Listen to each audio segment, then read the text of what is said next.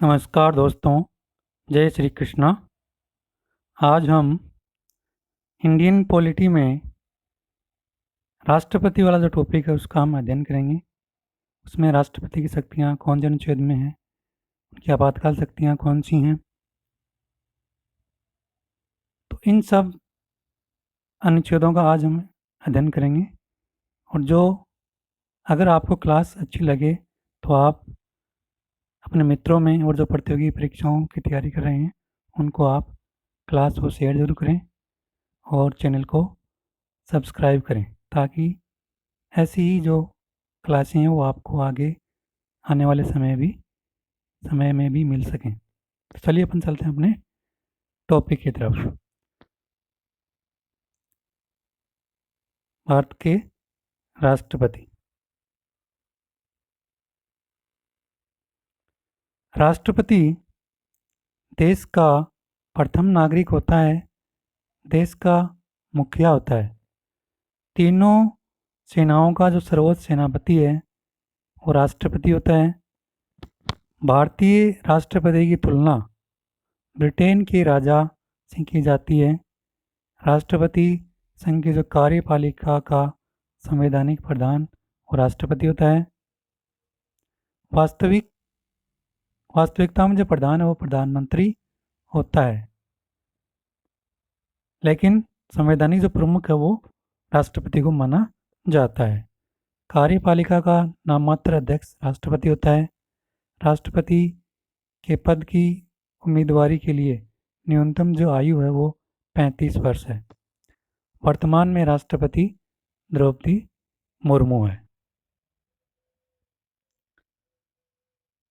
अब हम राष्ट्रपति की जो योग्यताएं हैं जो कि अनुच्छेद 58 में दर्शाई गई हैं वो कौन कौन सी हैं उनको हम देखते हैं। उसमें पहली है भारत का नागरिक हो, न्यूनतम उम्र उसकी 35 वर्ष पूर्ण होनी चाहिए, लाभ के पद पर नहीं होना चाहिए, पागल और दिवालिया न हो, लोकसभा सदस्य निर्वाचित होने के योग्य हो। ये राष्ट्रपति बनने के लिए एक व्यक्ति में योग्यताएं होनी चाहिए, और ये जो योग्यताओं का जो उल्लेख है वो अनुच्छेद 58 में दिया गया है। तो कई परीक्षाओं में जो ये अनुच्छेद है वो भी पूछे गए हैं, यानी गहराई में न पूछकर ऊपर से जो प्रश्न पूछ लिए जाते हैं कि राष्ट्रपति की जो योग्यताएं हैं वो कौन से अनुच्छेद में है। तो राष्ट्रपति की योग्यताएं वो अनुच्छेद 58 में वर्णित है। अब नेक्स्ट है राष्ट्रपति की शर्तें, जो कि अनुच्छेद 59 में वर्णित हैं। उनमें पहले है राष्ट्रपति की शर्तें, उसमें प्रस्तावक वो 50 होना चाहिए और अनुमोदक है वो भी 50 होने चाहिए। संसद का सदस्य नहीं हो, यदि हो तो पद ग्रहण तिथि से पद वो रिक्त माना जाएगा। जमानत राशि वो 15,000 रुपये है। चुनाव प्रचार की प्रक्रिया वो 14 दिन चलती है। वेतन भत्ते हैं वो संचित निधि से दिए जाते हैं और अनुसूची 2 के अनुसार दिए जाते हैं। अब राष्ट्रपति से जो संबंधित अनुच्छेद हैं, प्रमुख जो अनुच्छेद हैं उनको हम देखेंगे। उनमें पहला है अनुच्छेद 52। अनुच्छेद 52 में भारत का एक राष्ट्रपति होगा, इस बात का उल्लेख किया गया है। अनुच्छेद 53 में संघ की जो कार्यपालिका की समस्त शक्तियां राष्ट्रपति में निहित होंगी, इस बात का उल्लेख है। अनुच्छेद 54 में राष्ट्रपति का जो निर्वाचक मंडल का उल्लेख है। अनुच्छेद 55 में राष्ट्रपति के निर्वाचन पद्धति और उस रीति का उल्लेख किया गया है। अनुच्छेद 56 में राष्ट्रपति की पदावधि 5 वर्ष होगी, इस बात का उल्लेख है। अनुच्छेद 57 में राष्ट्रपति पुनः निर्वाचित हो सकता है। अनुच्छेद 58 के अनुसार राष्ट्रपति की जो योग्यता है उसका उल्लेख उसमें किया गया है। अनुच्छेद 59 में राष्ट्रपति पद की शर्तों का उल्लेख है। अनुच्छेद 60 में राष्ट्रपति पद की शपथ का उल्लेख है। अनुच्छेद 61 में राष्ट्रपति पर महाभियोग चलाने की प्रक्रिया का उल्लेख किया गया है। अनुच्छेद 62 में राष्ट्रपति की मृत्यु हो जाए या त्यागपत्र दे दे या फिर महाभियोग के कारण पद रिक्त हो जाए तो 6 माह के भीतर वो चुनाव कराना अनिवार्य है। अनुच्छेद 72 में राष्ट्रपति की क्षमादान की शक्तियां हैं उसका उल्लेख किया गया है। अब राष्ट्रपति की जो आपातकालीन शक्तियां कौन कौन सी हैं उनका हम अध्ययन करेंगे। उनमें पहला है आपातकालीन शक्तियों का जो प्रावधान है वो जर्मनी से लिया गया है। ये प्रश्न से वो पूछा गया है और बार बार पूछा जा रहा है कि आपातकालीन शक्तियों का जो प्रावधान है वो कहाँ से लिया गया है। तो आपातकालीन शक्तियों का जो प्रावधान है वो जर्मनी से लिया गया है और संविधान के भाग 18 में अनुच्छेद 352 से 360 तक आपातकालीन शक्तियों का उल्लेख है। ये प्रश्न से भी पूछा गया है कि आपातकालीन शक्तियों का उल्लेख कौन कौन से अनुच्छेद में है। तो आपातकालीन शक्तियों जो उल्लेख है वो 352 से 360 तक है। अनुच्छेद 356 इसमें युद्ध और बाहरी आक्रमण एवं सशस्त्र विद्रोह की स्थिति में केंद्रीय मंत्रिमंडल की लिखित परामर्श पर राष्ट्रपति द्वारा संपूर्ण भारत या किसी एक भाग में आपातकालीन घोषित वो किया जाता है, आपातकालीन घोषित होता है। संसद की बिना स्वीकृति के 1 माह तक लागू रख सकते हैं और संसद की स्वीकृति से आगामी 6 माह तक है वो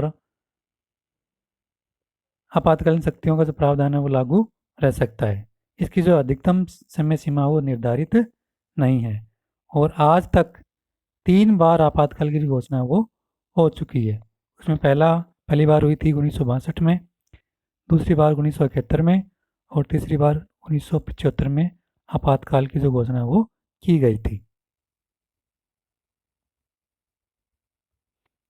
अब अनुच्छेद 356 इसमें राष्ट्रपति शासन को लागू किया जाता है।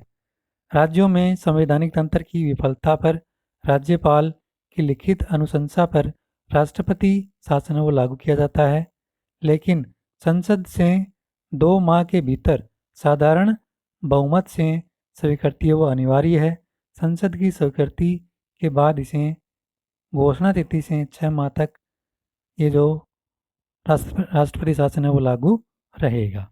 इसकी अधिकतम अवधि है वो 3 वर्ष है। अब अपना नेक्स्ट अनुच्छेद आता है अनुच्छेद 360। इसमें जो वित्तीय आपातकाल है वो लगाया जाता है। आर्थिक संकट की स्थिति उत्पन्न होने की दशा में संपूर्ण देश में वित्तीय आपातकाल की घोषणा की जाती है।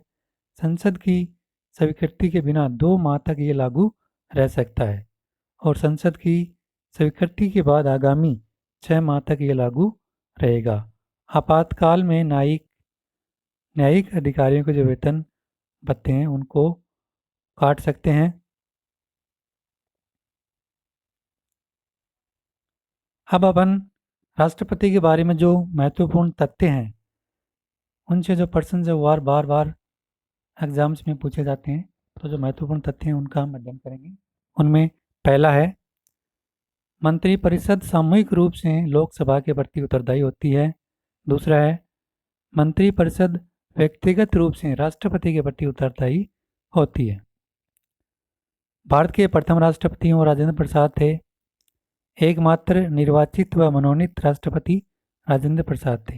नेक्स्ट है सर्वाधिक कार्यकाल के रूप में राष्ट्रपति वो डॉक्टर राजेंद्र प्रसाद रहे हैं। नेक्स्ट है प्रथम मुस्लिम राष्ट्रपति वो डॉक्टर जाकिर हुसैन थे। नेक्स्ट पद पर रहते हुए मृत्यु प्राप्त राष्ट्रपति वो जाकिर हुसैन थे। अगला अपना निर्विरोध जो राष्ट्रपति वो कौन रहे थे, तो निर्विरोध राष्ट्रपति और डॉक्टर नीलम संजीव रेड्डी रहे थे। प्रथम सिख राष्ट्रपति थे वो डॉक्टर ज्ञानी जैल सिंह थे। प्रथम दलित राष्ट्रपति KR नारायण थे और प्रथम महिला राष्ट्रपति वो प्रतिभा पाटिल थी। तो इस प्रकार से आज हमने जो इंडियन पॉलिटी में भारत के जो राष्ट्रपति हैं उनका हमने अध्ययन किया। इनमें जो प्रमुख जो अनुच्छेद थे उसमें आपातकालीन शक्तियाँ हैं, उनके महत्वपूर्ण जो तथ्य हैं, अनुच्छेद कौन कौन से, उनमें कौन कौन से मामलों का जो उल्लेख किया गया, इन सब बातों का आज हमने अध्ययन किया है। तो इस चैनल पर जो नए हैं वो चैनल को सब्सक्राइब करें और जो प्रतियोगी परीक्षाओं की तैयारी कर रहे हैं उन प्रतियोगी परीक्षाओं की तैयारी करने वाले छात्रों को आप ये जो क्लास है वो शेयर जरूर करें ताकि वो भी क्लास से फ़ायदा उठा सकें। और क्लास देखने के लिए सभी प्रतिभागियों को धन्यवाद।